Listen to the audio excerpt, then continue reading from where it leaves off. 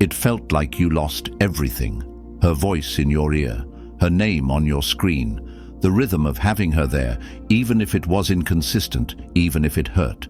She left, and it hit like a truck. Suddenly, you were alone with your thoughts, your doubts, your regrets. You stared at the ceiling, replaying every moment, every word, every mistake, wondering if you could have saved it. But here's the truth that doesn't hit right away. You didn't lose her. You found yourself. Because that woman wasn't your other half. She was a mirror. And what she reflected back wasn't love. It was the part of you that forgot your own worth. You weren't really chasing her. You were chasing your validation through her. And when she left, it felt like the end. But it was really the start of a deeper truth. You were never meant to keep her. You were meant to find you. Every unanswered message, every cold response, every breadcrumb of attention, those weren't signs to hold on tighter. They were warnings, reminders that you were shrinking, lowering yourself, hoping that being good enough for her would finally give you peace. But peace doesn't come from being chosen. It comes from choosing yourself. Her absence cleared the noise. You just didn't know it yet. And now, in that silence, something more powerful is happening. A new man is forming. One who no longer pleads for love. He embodies it. One who no longer waits for someone to appreciate him. He becomes someone who needs no outside approval. That's not loss. That's rebirth. That's self-respect reborn. You didn't get rejected. You got redirected straight into the path of your own becoming. If you're done mistaking heartbreak for failure and ready to own the transformation, hit that like button. Subscribe to Stoic Blessing, turn on notifications, and comment below. Losing her saved me. Now, let's get to the truth. Number 1, she was the trigger, not the treasure. You thought she was everything. The one. The woman who'd finally give your life meaning, direction, maybe even peace. And so, you gave. You compromised. You dimmed your voice just to keep her comfortable. You twisted yourself into versions she never even asked for, just to be chosen. You didn't realize it at the time, but you weren't in love with her. You were in love with the idea of being enough for her. But now that she's gone, now that the silence has replaced the chaos, you can finally see clearly. She wasn't the reward. You were. She wasn't the gift. You are. What she was the trigger, the catalyst, the sharp jolt to your system that exposed everything you had buried. Your fear of being alone, your hunger for external validation, your habit of abandoning your own standards just to feel wanted. She didn't complete you, she revealed you. She peeled back the layers of a man who was still figuring out who he was beneath the performance. And that pain you felt when she left, that wasn't because you lost your soulmate. It was because you lost the version of yourself that relied on someone else to feel whole. That grief wasn't about her. It was the death of your dependency. And yes, she lit the match. But you had been walking through emotional gasoline long before she showed up. You were always waiting to burn. And now that it's scorched, now that you're standing in the aftermath, you get to choose who rises from the ashes. She was the trigger, not the treasure. And now that she's gone, you're not empty. You're finally clear.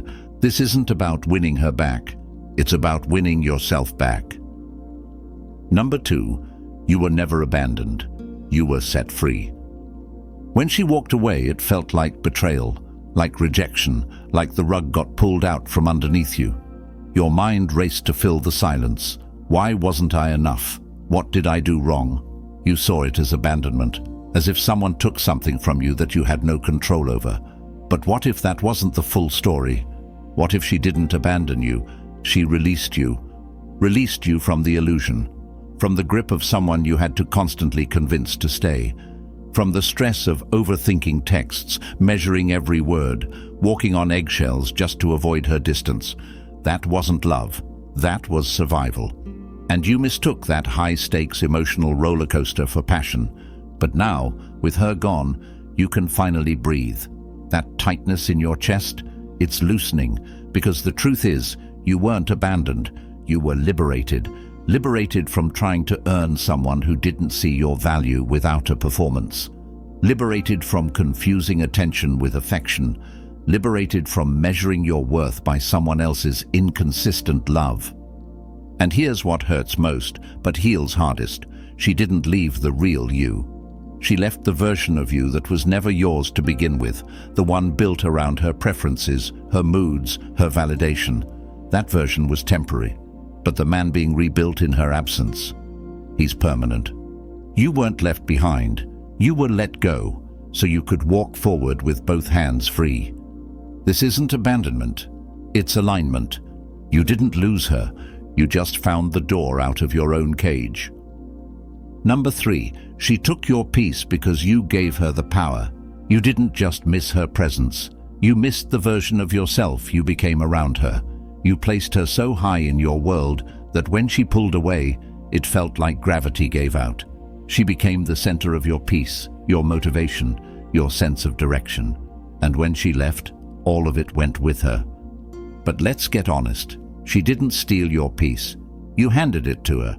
You made her the source of your emotional stability. Her mood dictated your confidence. Her validation defined your worth. Her attention determined how you felt about yourself on any given day.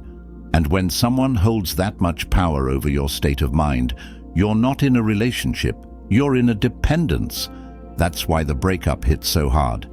Not just because you missed her, but because you lost the part of yourself you never fully owned in the first place. The version that only felt strong when she approved. The version that only felt seen when she paid attention. That's the part that broke. But here's the turning point. Once you realize she didn't take your peace, you can stop blaming her. And once you stop blaming her, you can start reclaiming it. Piece by piece, habit by habit, choice by choice. You stop waiting for the text. You stop hoping for the apology, and you start doing something more powerful. You rebuild your center from the inside out. She had the power because you gave it away. But now you've got the one thing she never expected you to hold again, yourself. Number 4, love shouldn't cost you your identity. You changed, you adjusted, you compromised more than you should have, not out of weakness, but out of hope.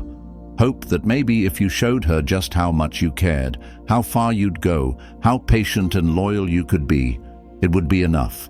You started shaving off pieces of yourself, thinking the smaller you became, the easier you'd be to love. But in doing that, you didn't just lose her, you started losing you. That's the part no one talks about. When love turns into performance, when the relationship stops being a space for growth and becomes a stage for approval, you weren't being you. You were being who you thought she wanted. You muted your needs, second-guessed your boundaries, played it safe just to keep her close, but closeness without authenticity. That's not love, that's containment. And here's the reality. Any love that requires you to shrink isn't love, it's control. The right person doesn't ask you to dim. They don't punish you for being bold, direct, driven. The right connection doesn't suffocate, it expands. So now that she's gone, the most important thing you can do isn't to find someone new. It's to find your original self, the one before you edited, before you filtered, before you made every decision based on how she might react. That version of you wasn't flawed, he was buried. You didn't lose love, you lost an illusion. And in the wreckage you found something rare, your real reflection. Number 5. The void she left was space you needed. At first, it felt like a hole, a deep, aching silence where her voice used to be. You woke up and checked your phone, half expecting her name. Certain songs, places, even the way the light hit your apartment, all of it echoed with what used to be you and her. And in that quiet, your mind kept calling it loss. But what felt like emptiness was actually room. Room to think, room to breathe, room to be. Because before she left, there wasn't space. Your mind was crowded with worry, how to keep her interested, how to fix what never stopped breaking, how to carry the weight of a relationship that only worked when you bent over backwards. You thought you were in love, but really you were just drowning with someone holding your hand. And now, in that silence, something deeper is happening. At first it stings, but over time it shifts. That pain becomes clarity. That loneliness becomes reflection. That void, it becomes the foundation for something stronger, a life that belongs entirely to you.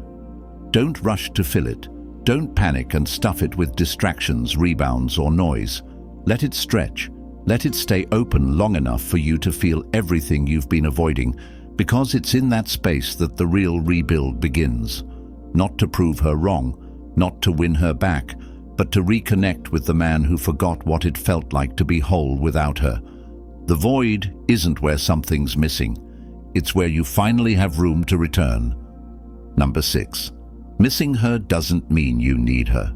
You'll miss her. That's real. You'll miss her laugh, the little routines, the comfort of having someone to reach for at the end of a long day. You'll scroll past something that reminds you of her and feel that sharp sting in your chest. And you'll wonder, does missing her mean I should try again? Missing her means you're human, not that you should go back. See, we confuse missing someone with needing them, but they're not the same. Missing is memory, emotion, habit. Needing is belief, the lie that you can't be whole without her. And that lie is what kept you stuck. That lie is what had you overgiving, overthinking, losing yourself just to keep her close. The truth is, the longer you sit with that ache instead of running from it, the more it reveals. You don't actually miss her. You miss how you felt when things were good. You miss the potential, the dream of what could have been. But what you had wasn't sustainable, because it required you to abandon parts of yourself just to keep it alive. Missing her is part of the process, but needing her? That's over. You can love what you had without returning to what broke you. You can carry the lessons without carrying the weight. She's gone. You're still here. And now you get to rebuild a version of yourself that feels full, even in the silence. Not because you don't feel the loss, but because you finally respect what it taught you. Number 7, closure isn't something she gives, it's something you claim. You keep thinking if she just explained, if she just gave you a real reason, a real apology, a real goodbye, maybe then you could move on. Maybe then it would all make sense. Maybe then the pain would finally stop circling in your chest like a question with no answer. But here's the truth. Closure doesn't come from her. It comes from you. Waiting on her to make sense of what happened is another way of giving her power. It's another delay tactic, another emotional leash you tie to someone who's already walked away. And even if she did explain, even if she said all the right things, it still wouldn't satisfy what you're really searching for: peace. Peace doesn't come from understanding her choices. Peace comes from accepting that they were hers to make. You don't need a conclusion, you need a decision. A moment where you stop asking why and start deciding what now. A moment where you stop needing her permission to move forward. Closure isn't a conversation, it's a shift in identity. It's when the man she left stops waiting at the door and starts walking his own road. You don't get closure when she comes back. You get closure when you finally stop looking back. That's not the end of the story. That's the beginning of yours. Number 8, you weren't too much. She wasn't enough for your depth. You blamed yourself. Thought maybe you loved too hard, cared too much. Maybe if you had just pulled back, played it cooler, acted less invested, she would have stayed. You questioned your passion, your loyalty, your intensity like they were flaws. But they weren't. They were real. The truth is, you weren't too much. She just wasn't built to hold the weight of what you brought to the table. She didn't leave because you were overwhelming. She left because she was underprepared for your honesty, for your depth, for the way you showed up fully when most people play halfway. That's what scared her. Not your love, but what it reflected back to her. Her emotional limits, her lack of readiness, her fear of being truly seen. She didn't run from your flaws, she ran from your intensity. And now you're here, wondering if you need to dull it down for the next person. You don't. What you offered wasn't the problem, it was the test, and she couldn't pass it. So don't shrink. Don't become colder just to be safer. You weren't too much. You were just too real for the wrong person. And next time, when your energy meets someone who's emotionally equipped to hold it, you'll feel the difference instantly. You'll see that the parts of yourself you once questioned were never the problem. They were just waiting to be recognized by someone who didn't flinch. Number 9. Her absence forced you to build what she couldn't give. You wanted support, understanding, someone who saw your effort and met you halfway. But every time you reached out, it felt like grasping smoke. She was there, but not fully. You carried more than your share, stayed loyal when she was distant, and hoped that one day she'd finally show up the way you did. But she never did. And when she left, the space she created hit hard, not because she was perfect, but because you were exhausted. You kept trying to pull love from a place that was never full to begin with. You weren't just mourning her, you were mourning the version of yourself that waited far too long for something that was never coming. But now that she's gone, you've had to face something raw and powerful, everything you were hoping to get from her. You have to build in yourself. The support? You learn to stand on your own. The loyalty? You give it to your mission. The love? You redirect it inward, day by day, decision by decision. And over time, the emptiness becomes strength, not because she's replaced, but because she's irrelevant. The version of you that rises from this doesn't chase, doesn't beg, doesn't wonder what more he could have done. He knows, because he became the man he kept trying to find in someone else. She couldn't give it to you, so now you become it. Number 10. You didn't lose love, you reclaimed self-respect. It started as heartbreak, but it ends as clarity. You thought you lost something rare, love, connection, maybe even your future. But look closer. What you actually lost was a cycle, one where you gave more than you got, where your effort was constant and her presence was conditional. You weren't in love with the reality, you were in love with the hope. Now that hope is gone, and what's left isn't a broken man. It's a rebuilding one. Because you didn't lose love, you reclaimed self-respect. You stopped waiting. You stopped over-explaining. You stopped reaching out just to feel seen. And in that space, something stronger replaced the pain. Standards. You started listening to the version of you that was silenced in the relationship. The one who saw the red flags. The one who felt the imbalance. The one who stayed quiet to keep the peace and is now ready to protect his own. She didn't break you. She woke you up. And the man you are now doesn't settle, doesn't chase approval, doesn't trade his power for moments of temporary affection. This isn't a story about a love lost. It's a story about a man who finally realized he was the love he needed all along. You thought the story was about her, about what she meant, about what you lost. But now you see it clearly. This was never about losing her. It was about finding you. The man who stopped begging and started building.